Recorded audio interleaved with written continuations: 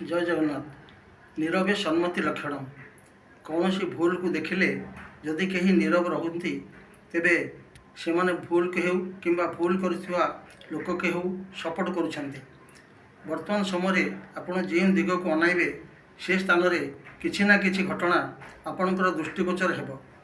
केही कहार को खराब व्यवहार करुछि, पिटुछि किंबा अश्लील इंगित करुछि।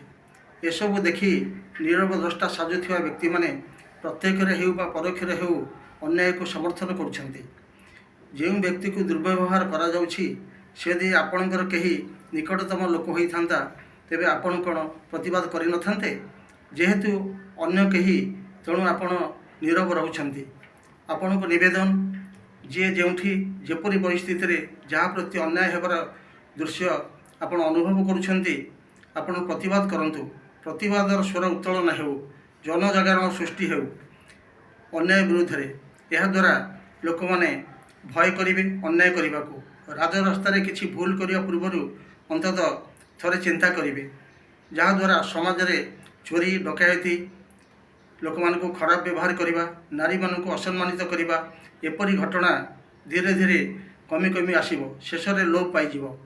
शेष में समस्त युवक भाई मान को मोर निवेदन से माने समस्ते प्रतिवादर स्वर उठातु अन्याय विरुद्ध रे। जय जगन्नाथ।